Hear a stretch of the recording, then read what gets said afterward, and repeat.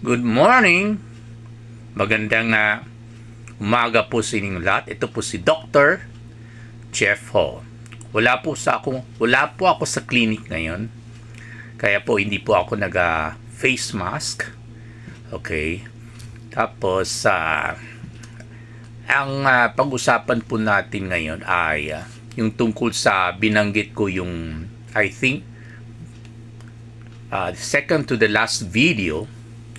Okay, dahil meron kasi nagtanong sa akin yung tungkol sa in-advise ko na sa unang pangatlong doses ng antibiotic, lalo pag 3 times a day, hindi po kailangan in every 8 hours. As a matter of fact, kailangan pabilisan ang pagbigay. Okay?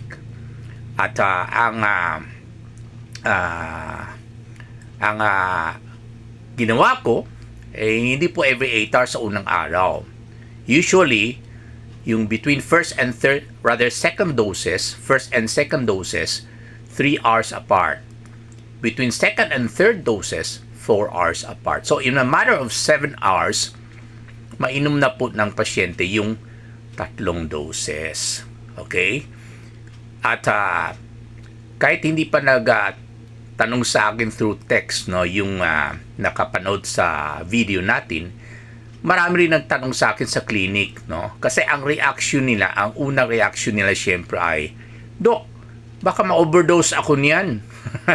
Ang masyadong mabilis daw. So sinabi ko na po, no, na kahit nakainom na kayo ng 2 doses ng antibiotic, lalo yung 3 times a day na antibiotic, naku, wala pa po yan effect yung unang 2 doses. Kung meron, konti pa lang kasi konti lang po gamot na nakarating sa dugo.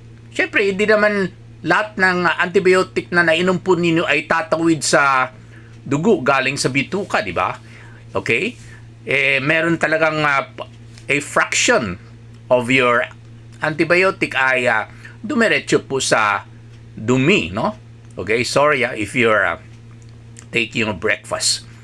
So, kaya ang ginawa ko, yung unang 3 doses, okay, binigay ko in a matter of 7 hours. Lalo pag magpunta yung pasyente sa clinic, mga bandang alas 4 ng hapon, huwag mo sabihin kung 3 times a day, kung susundin po ni every 8 hours, di isang beses lang po siya makainom sa yung unang araw. Na po, delikado po yan.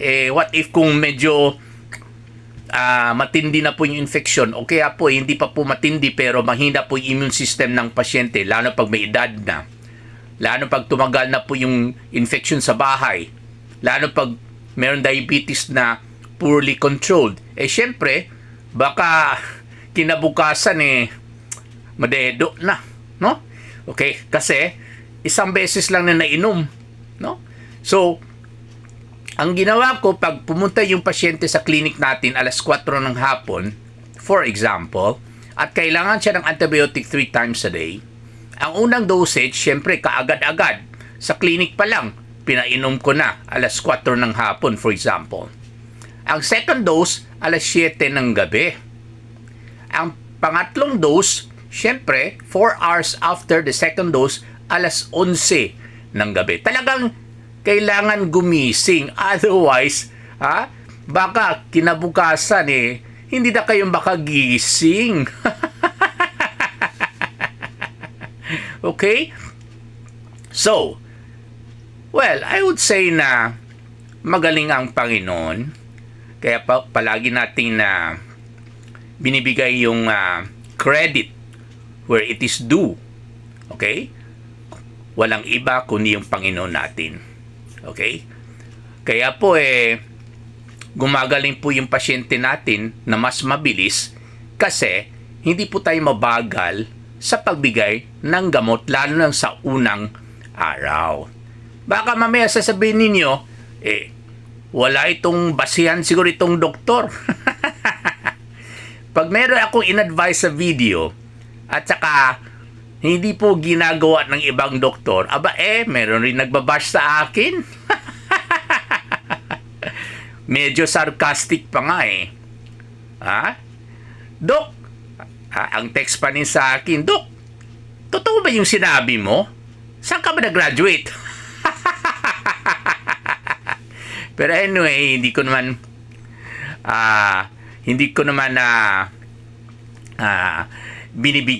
binibigyan ng importansya yung ganyan na yung mga sarcastic, no, na comment, no, because I really don't go down to their level, no.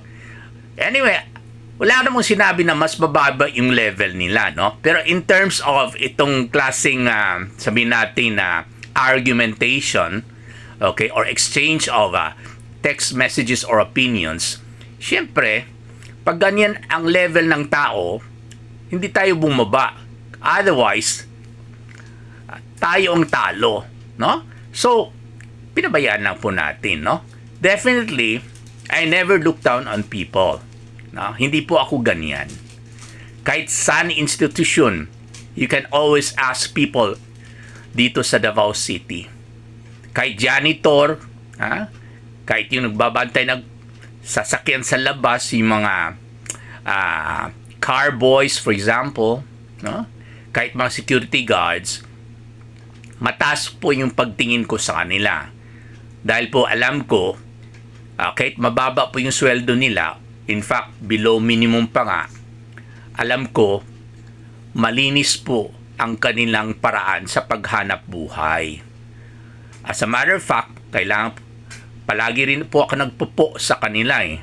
Okay, at nagtataka sila, Dok, bakit ka magpupo sa akin? Doktor ka naman. At mas matanda pa po kayo. Wala naman po sa edad yung po eh. Nasabi ko na po noon na yung po is a symbol of respect. It is an expression through words that would connote respect. So kahit janitor, kahit security guard, kahit mas bata po pa sa atin, nagpo po ako sa kanila. Anyway, balik po tayo sa yung mga pasyente natin na natakot na, Dok, baka ma-overdose ako niyan. Sabi ko, may basihan po tayo. Hindi po tayo nag-iimbento, okay, ng isang paraan or strategy or style of giving medicine na walang basis. At saka yung basis po natin ay talagang proven and tested. At saka nasa libro po yan. Definitely, ang basis natin is our basic science. Yun po ang foundation ng practice of medicine. Particularly, yung subject namin na pharmacology. Okay, which is the study of drugs, the giving of drugs, okay, the side effects of drugs, so on and so forth. Okay, so based on pharmacokinetics and pharmacodynamics, we have such thing as half-life. Half-life. Hindi ibig sabihin na kalahati na po yung survival time po ninyo, no? Okay? Meron din nagtanong kaagad sa akin, ano ibig sabihin half-life, Dok? Ha? Kasi akala nila ang half-life, ang ibig sabihin, kung hanggang 60 ang buhay mo, baka mamaya magiging 30. Hindi naman po. Hindi naman po ako magbigay ng ganyan. Hindi naman ako pumasok sa isang style sa pagbigay ng gamot na mabawasan po yung or maiksi po yung buhay ng tao. Ang ibig sabihin ng half-life ay ganito, no? Okay, for example yung isang gamot na hindi naman po ito antibiotic, na ang tawag namin ay digoxin. Ang brand po ay Lanoxin. Ang half-life ng digoxin po ay 7 days. Okay, that is proven na talaga. Hindi ko na elaborate how they came up with that kind of half-life. Okay, pero nasa libro namin na pharmacology. Now, pag ang half-life ng isang gamot ay 7 days, okay, kailan maka-effect yung gamot sa tao sa pag-umpisa sa pag-inom ng gamot. In general, ang effect ng gamot sa tao ay ma-realize, okay, hindi sa unang araw kaagad, lalo pag ang gamot po ay may half-life ng 7 days. it will take 4 half-lives, 4 na half-lives bago maka-effect yung gamot sa tao. Kung ang half-life po ay 7 days at kailangan ng 4 half-lives bago maka-effect yung gamot sa pasyente, ilan araw maka-effect?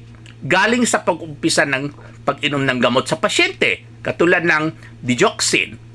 Siyempre, 7 times 4 half-lives, 28 days. It will take 28 days bago makontrol ang irregular heartbeat, lalo yung atrial fibrillation ng pasyente, okay, na kailangan uminom ng digoxin. Biro mo, what if kung mag-heart attack siya sa first and second day? Okay, kasi po, hindi na-control kaagad yung irregular heartbeat.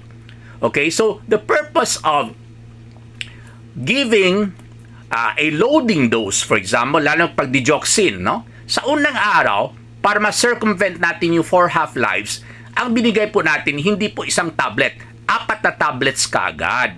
Ayun. Sa susunod na araw, pwede na 1 tablet per day. So, in effect, sa second day pa lang, effective na po yung gamot sa pasyente at malamang na-control na po yung irregular heartbeat ng pasyente. Okay, yun po ang kagandahan kung meron tayong loading dose. Ganoon rin po sa antibiotic. Para bang niloload ko rin yung antibiotic. Okay? Kumbaga, ilapit ko yung first 3 doses para ma-achieve na po natin yung effect ng antibiotic para mapatay na natin kaagad yung mga mikrobyo na nasa katawan ng tao at nasa-circulate na sa dugo ng tao, lalo na pag meron pong lagnat. So, yun po ang kagandahan sa pagbigay ng first 3 doses in a matter of 7 hours. So, huwag po kayo matakot, hindi po kayo ma-overdose, at ang maganda pa po dyan, mas mabilis po kayo gumaling. Maraming salamat po.